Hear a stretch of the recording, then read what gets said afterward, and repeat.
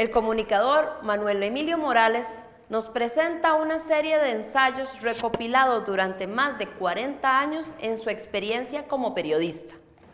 Hoy, en Punto y Coma, le hablaremos del libro Yo también quiero contar, publicado por la editorial de la UNED, Relatos de un periodista.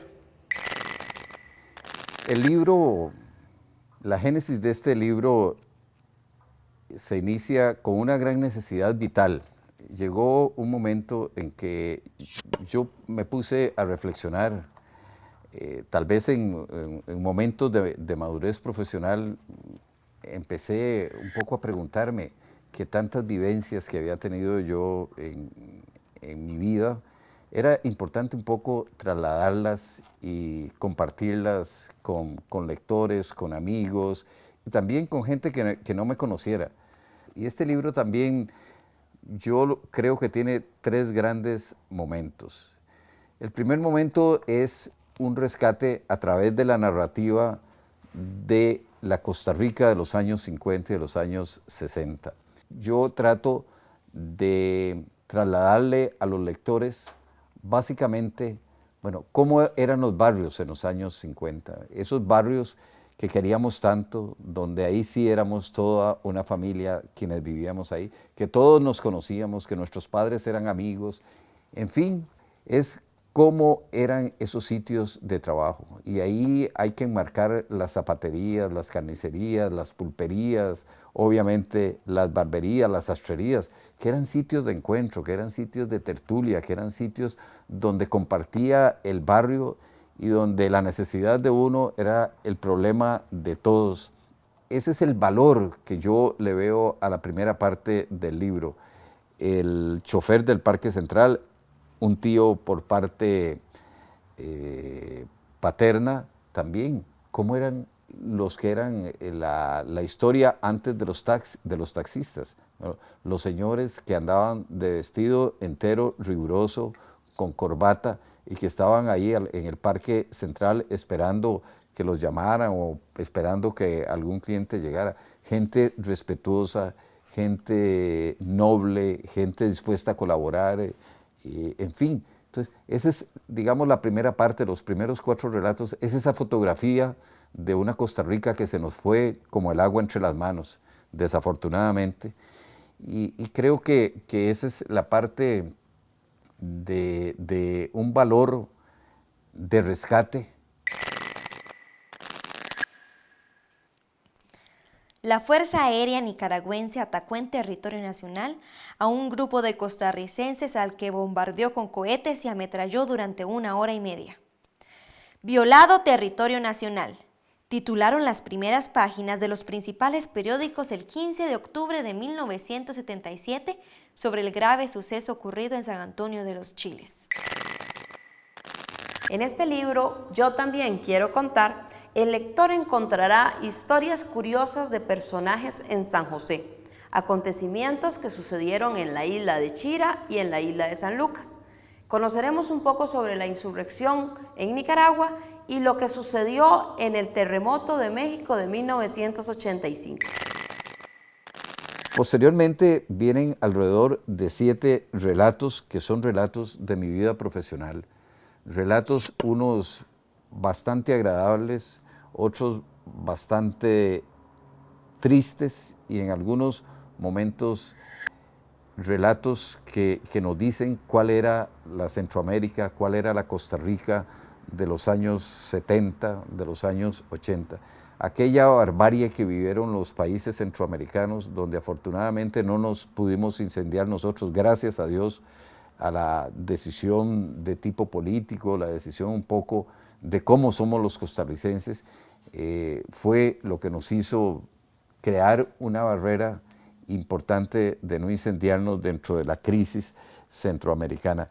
Y sí, momentos duros donde la muerte, y esto no es exageración, nos rondó realmente en el compromiso profesional, en el compromiso periodístico de llevarle a nuestros televidentes de la manera más cercana cuál era la situación que se vivía.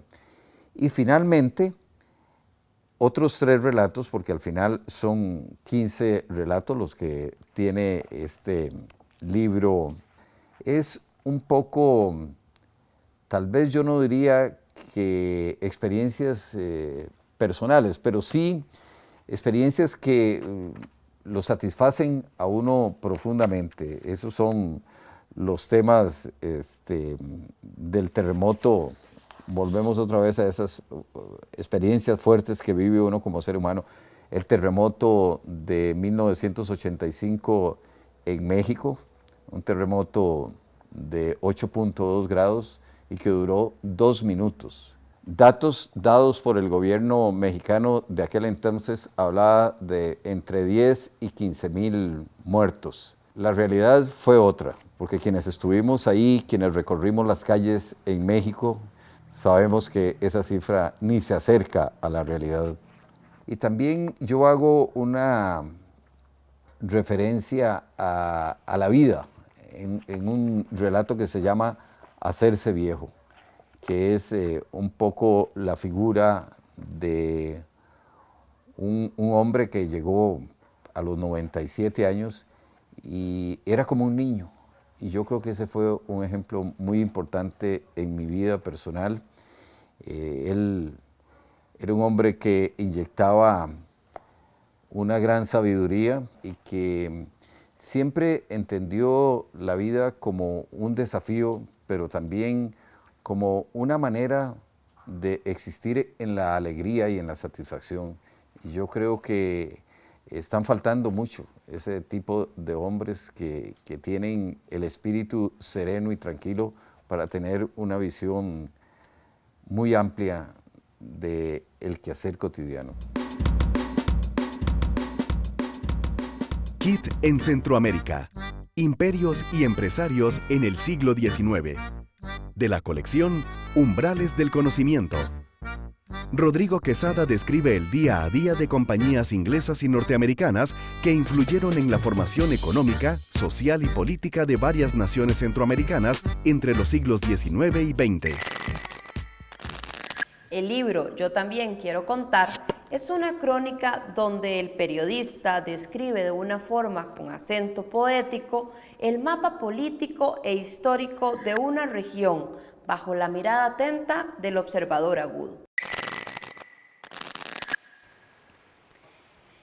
Minutos después de partir en 3 botes de regular tamaño, tanto el ministro de Seguridad como guardias, periodistas, camarógrafos y fotógrafos observamos la presencia de una aeronave tipo Skymaster, evidentemente dentro de territorio costarricense.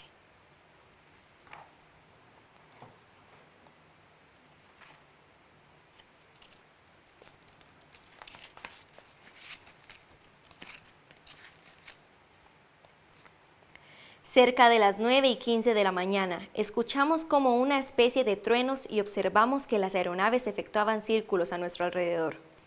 La duda no duró mucho en despejarse. Muy cerca de las pequeñas lanchas explotó una bomba de 250 libras que las hizo tambalearse con gran fuerza. Nuevamente, el vuelo rasante de un avión y otra explosión de similar potencia. Minutos más tarde vino una nueva orden del ministro de Seguridad: quitarnos las camisas de colores fuertes y mantenernos quietos. Posiblemente, el instinto de protección nos hizo dividirnos en diferentes grupos al azar. Lanzados sobre el piso del bosquecito, tratábamos, por todos los medios, de evitar ser blanco de nuestros atacantes. A mí me tocó vivir muy de cerca la crisis centroamericana, Salvador, Honduras, una parte de la situación en Guatemala, pero obviamente muchísimo más cerca la situación de Nicaragua. Y yo pienso que 90 minutos de zozobra es quizás el relato más estremecedor y uno de los relatos más difíciles de poner en blanco y negro, porque fue un momento donde, si ustedes me permiten el término, nos jugamos la vida. Nos jugamos la vida alrededor de 30 costarricenses, entre ellos cerca de 22 periodistas que fuimos a la frontera en una actitud inocente, en una actitud ingenua, si se quiere, sin medir el nivel de la desesperación y de la ofensiva militar que tenía el régimen de Somoza en aquellos tiempos. Estamos hablando de 1977. Una situación donde la guerrilla estaba golpeando profundamente el régimen militar de la dinastía de los Somoza. Y bueno, había sufrido un ataque el cuartel general de San Carlos de Nicaragua, y 3 de los miembros del Frente Sandinista de Liberación Nacional, uno de ellos herido, huyeron hacia Costa Rica, porque al final el plan fracasó. Entonces nosotros nos fuimos, los 2 compañeros, un camarógrafo y un asistente, nos fuimos para la zona de Río Frío y los entrevistamos, y al final, como es en el periodismo, fue una primicia pasar la información de que estábamos allá en solitarios, pero estábamos haciendo información que en ese tiempo era la información privilegiada, digámoslo entre comillas, de que todos los días los costarricenses esperaban qué estaba pasando. Y a raíz de la situación que se planteó con ese ataque, don Mario Charpentier se trasladó en una avioneta, porque además ya se venía señalando y era casi que público y notorio que las aeronaves somocistas estaban violentando el territorio costarricense. Posteriormente hicimos un recorrido por el Río Frío para ir a ver el Mojón, donde terminaba el territorio costarricense. Todo había transcurrido con una gran normalidad, íbamos en 3 lanchas, y luego de llegar a la zona limítrofe nos regresamos y ahí empezamos a ver sobrevolar unos aviones que después supimos que se llamaban push and pull. Eran aviones de ataque, y bueno, empezaron a hacer una serie de incursiones en picada y empezaron a dispararnos. Pensábamos que se trataba de bombas, o que estaban haciendo algunas maniobras aéreas, pero cuando la primera bomba cayó sobre las aguas del Río Frío y casi vuelca 2 de las 3 lanchas, nos dimos cuenta que de lo que se trataba era de un ataque. Allí el ministro Charpentier, un hombre que tiene una gran formación militar, él fue graduado en El Salvador, empezó a girarnos órdenes con el propósito de que nosotros pues nos protegiéramos, y así lo hicimos, con tan mala suerte para el equipo de Canal 6 que la cámara y el equipo nuestro cayó al agua de este río, y quien sabe un poquito de estas cosas, hasta ahí llegó nuestro equipo. Por el clima de agitación que vivía en aquella época la región centroamericana, pero particularmente la guerra que sostenía el Frente Sandinista de Liberación Nacional contra la dictadura somocista, el suceso que consignaban los medios de comunicación costarricenses podría sonar a cotidiano. No obstante, para quienes vivimos la experiencia, aquella hora y media se convirtió en un verdadero infierno. La animación de hoy nos trae un mensaje de libertad en el libro Encantos de Brujas, de Anabel Madden, un lindo homenaje a esos seres fantásticos que habitan en el mundo de los cuentos, las brujas. Ingeniosa Zárate, no me des aguacates, quiero un pavo real. Abracadabra, todos lo hablan, todos lo dicen. Llega la bruja con guantes de seda, con su lluvia larga, con sus rayos negros, con su capa roja. Dime tu secreto, lo guardaré siempre como un cuento, leyenda cierta, y en el río se ríen las ranas. Zárate, mi bruja querida, de la piedra de acerrí, cuida las montañas, las luciérnagas encendidas, los grillos cantan cri-cri.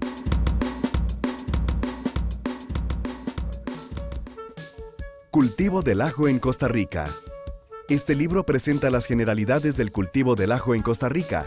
el área de siembra y los rendimientos por hectárea, así como las principales enfermedades y plagas que reducen la producción, entre otros asuntos. La detención de estos 3 insurrectos en suelo nacional y la búsqueda de la primicia nos hizo trasladarnos ese mismo día, vía aérea, al camarógrafo Carlos Villar, el asistente Philander Porras y a mí a Los Chiles. En horas de la tarde y luego de varias diligencias logramos entrevistar a Centeno y a Ferrey antes de ser enviados a San José. En la edición de la noche, nuestro noticiario, Noti6, ofrecía la exclusiva. Resistimos, por decirlo de alguna manera, hora y 30 minutos bajo las balas de este ejército, porque ya después de que los push and pull pasaron, entonces vinieron un par de helicópteros artillados y empezaron a buscarnos ya volando a muy baja altura. La verdad es que, como dijo una señora de Río Frío, solo Dios y la mala puntería del ejército nicaragüense nos tiene hoy vivos, porque era para que nos crucificaran a todos, nos mataran a todos, porque inclusive cometimos el error, porque no teníamos ninguna experiencia militar, de estar todos juntos, los 32 personas, todos juntos en un mismo sitio. Eso es, después supimos que eso estratégicamente es fatal, porque hay una bomba que nos cayó una bomba alrededor de 50 metros que nos levantó del suelo, con el impacto que tuvo. Si esa bomba hubiera caído 50 metros hacia donde estábamos nosotros, ahí hubiéramos muerto absolutamente. Y en esto no quiero ser, digamos, no irme a los extremos de ser fatalista, pero es que esa fue la realidad. Nadie se explicaba qué estaba sucediendo.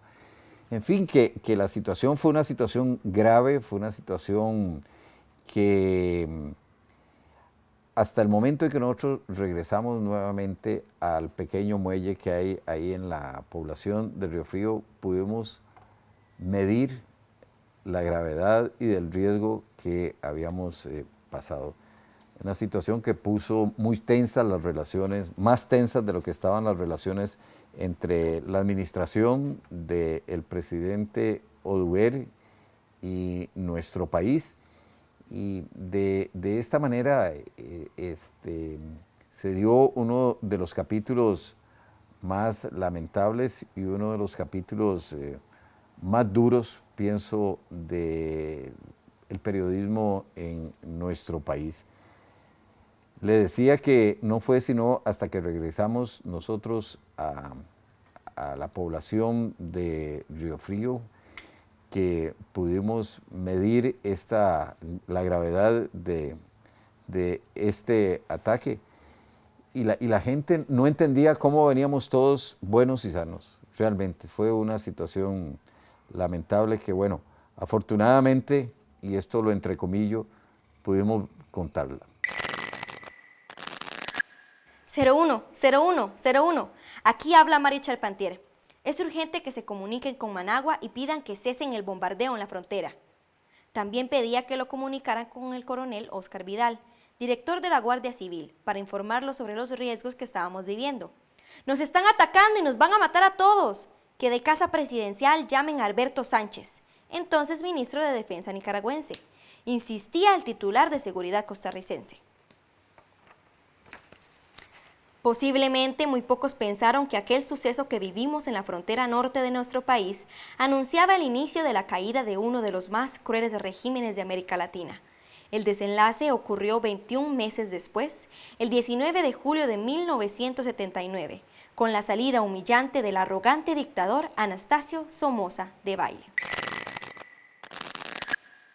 Sí, en realidad este libro que me ha publicado la editorial de la Universidad Estatal a Distancia es un libro que recoge vivencias de muy diversa índole, como ha quedado demostrado a lo largo de la entrevista. Y otros, muchos más temas que he experimentado muy directamente y que siempre he señalado que es importante compartir con los costarricenses, con los lectores. hay una serie de temas interesantes, importantes, porque hay muchas historias y rápidamente quisiera comentarle una que tiene una gran vivencia y fue cuando el funeral de Monseñor Romero en El Salvador, porque a veces somos cortos de memoria y al final del funeral de Monseñor, cuando estaba en el atrio, se enfrentaron ahí el ejército con los guerrilleros que estaban dentro de la catedral y la situación fue una situación tan tensa y además estábamos una cantidad de periodistas a nivel mundial impresionante. Y en esa confusión que se hizo a raíz de las balas y del enfrentamiento se cayó el ataúd de Monseñor Romero. Y fue una cuestión realmente difícil, porque además la gente corría, la gente caía herido. En fin, hay una serie de relatos, una serie de ensayos que tienen ese propósito fundamental, en algunos casos de rescatar los valores de la sociedad costarricense y seguir tratando de machacar que esos valores son los que nos han hecho grande como país y como pueblo. Otras, las experiencias profesionales y otras también esa importancia de el núcleo familiar en el entorno y en el desarrollo de cualquier profesional. Yo creo que eso es la gran síntesis de Yo también quiero contar relatos de un periodista. Y es muy posible que en el corto plazo vuelva a arrancar, digamos, en esta parte de la narrativa nacional, porque sí, ahora acabo de finalizar un libro de poesía también, y creo que en el horno está la posibilidad también de un libro sobre cuentos infantiles. Punto y Coma los invita a leer el libro Yo también quiero contar, de Manuel Emilio Morales. Lo encuentran en las librerías de la UNED. En este momento nos encontramos en la Galería Talentum, en el centro de San José, y podemos apreciar la exposición de Eddie Castro, quien además es uno de los ilustradores de la editorial de la UNED.